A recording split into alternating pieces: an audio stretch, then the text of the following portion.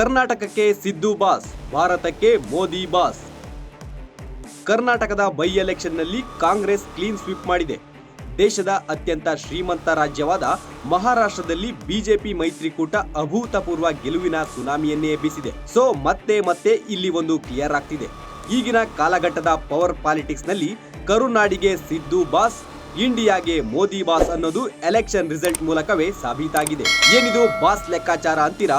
ಒಂದು ಧಮ್ದಾರ್ ಸ್ಟೋರಿ ತೋರಿಸ್ತೀವಿ ನೋಡಿ.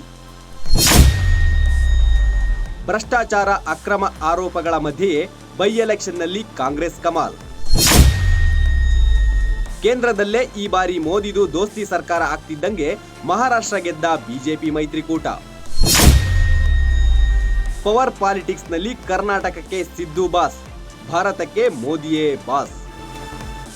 ಏಕ್ ಹೇ ತೋ ಸೇಫ್ ಹೇ, ಮೋದಿ ಹೇ ತೋ ಮುಮ್ಕಿನ್ ಹೇ ಅಂತ ಮಹಾರಾಷ್ಟ್ರದಲ್ಲಿ ಸುನಾಮಿ ರಿಸಲ್ಟ್ ಬರ್ತಿದ್ದಂತೆ ಮಾಜಿ ಸಿಎಂ ದೇವೇಂದ್ರ ಫಡ್ನವೀಸ್ ಹೇಳಿದ್ರು.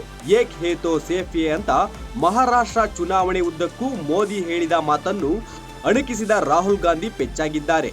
ಪ್ರತಿಪಕ್ಷಗಳು ಏನೇ ಟೀಕಾ ಪ್ರಹಾರ ಮಾಡಿದ್ರು ಮೂರನೇ ಬಾರಿಗೆ ಪ್ರಧಾನಿ ಗಾದಿ ಹಿಡಿದಿರೋ ಮೋದಿ 6 ತಿಂಗಳು ಪೂರೈಸದ್ರೊಳಗೆ ಆಗ ಹರಿಯಾಣ, ಜಮ್ಮು ಕಾಶ್ಮೀರ, ಈಗ ಮಹಾರಾಷ್ಟ್ರ ಹಾಗೂ ಜಾರ್ಖಂಡ್ ಎಲೆಕ್ಷನ್ ನಡೆದು ಹರಿಯಾಣ ಹಾಗೂ ಮಹಾರಾಷ್ಟ್ರದಲ್ಲಿ ಬಿಜೆಪಿ ದಿಗ್ವಿಜಯಕ್ಕೆ ಮೋದಿ ಎಷ್ಟು ಇಂಪಾರ್ಟೆಂಟ್ ಅಂತ ಗೊತ್ತಾಗಿದೆ.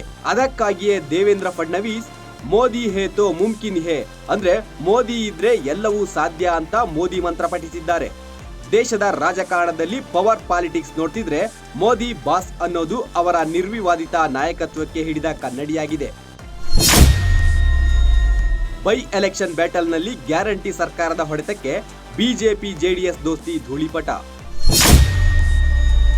ಸಿಎಂ ಸಿದ್ದರಾಮಯ್ಯ ಹಾಗೂ ಡಿಸಿಎಂ ಡಿಕೆ ಶಿವಕುಮಾರ್ ಒಳೆಯಟಿಗೆ ಬೆಚ್ಚಿದ ದಳಪತಿಗಳು, ಕಮಲ ಕಳಿಗಲು. ಕರ್ನಾಟಕದ ಆಡಳಿತದಲ್ಲಿ ಇವತ್ತಿಗೂ ಸಿದ್ದರಾಮಯ್ಯ ಅವರೇ ಬಾಸ್ ಅಂತ ಮತ್ತೆ ಸಾಬೀತು.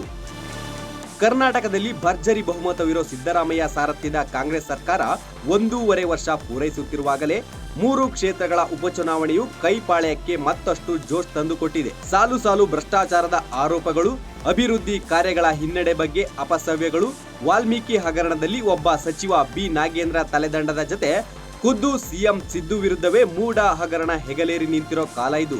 ಇಷ್ಟಾದ್ರೂ ರಾಜ್ಯದಲ್ಲಿ ಕಾಂಗ್ರೆಸ್ ಪಕ್ಷ ಮುನ್ನಡೆಸ್ತಿರೋ ಡಿಕೆಶಿ ಜೊತೆ ಸದೃಢ ಸರ್ಕಾರ ನಡೆಸ್ತಿರೋ ಸಿದ್ದರಾಮಯ್ಯನವರು ಶಿಗ್ಗಾವಿಯಲ್ಲಿ ಬಿಜೆಪಿ ಭದ್ರಕೋಟೆ, ಚನ್ನಪಟ್ಟಣದಲ್ಲಿ ಜೆಡಿಎಸ್ ಭದ್ರಕೋಟೆಯನ್ನು ಭೇದಿಸಿ 3ಕ್ಕೆ 3ರಲ್ಲೂ ಕಾಂಗ್ರೆಸ್ ಗೆಲ್ಲುವಂತೆ ಮಾಡಿದ್ದಾರೆ.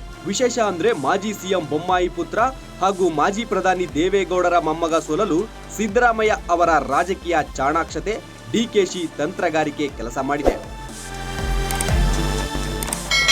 ವಾಲ್ಮೀಕಿ ಹಗರಣ, ಅಬಕಾರಿ ಹಗರಣ, ಗ್ಯಾರಂಟಿಗಳಿಗೆ ಗಂಡಾಂತರದ ಗುಸುಗುಸು, ಮೂಡ ಹಗರಣ, ಸಾಮಾನ್ಯರು ಹಾಗೂ ರೈತರ ಜಮೀನು ನುಂಗ್ತದೆ ವಾಕ್ಫ್ ಅಂತ ಹಲವು ಆರೋಪಾಸ್ತ್ರಗಳು ಮಾರ್ದನಿಸುತ್ತಿದ್ದರೂ ಮತದಾರರು ಮಾತ್ರ ಕಾಂಗ್ರೆಸ್ ಪರವಾಗಿ ಗೋಡೆ ಮೇಲಿನ ಬರಹದಂತೆ ಸ್ಪಷ್ಟ ತೀರ್ಪು ಕೊಟ್ಟಿದ್ದಾರೆ. ಸಿದ್ದರಾಮಯ್ಯನ ಸೊಕ್ಕು ಮುರಿಯೋಣ, ನನ್ನ ಮೊಮ್ಮಗನನ್ನು ಚನ್ನಪಟ್ಟಣದಲ್ಲಿ ಗೆಲ್ಲಿಸಿ ಅಂತ ದೇವೇಗೌಡರು ಗುಡುಗಿದ್ರು ಜನ ಕ್ಯಾರೆ ಅಂದಿಲ್ಲ. ಸೊ ಕರ್ನಾಟಕದಲ್ಲಿ ಅಧಿಕಾರ ನಡೆಸ್ತಿರೋ ಸಿದ್ದರಾಮಯ್ಯ ನಿಜವಾದ ಬಾಸ್ ಅನ್ನೋದು ಬೈ ಎಲೆಕ್ಷನ್ ಮೂಲಕ ಮತ್ತೆ ಪ್ರೂವ್ ಆಗಿದೆ. Bureau report, boss TV.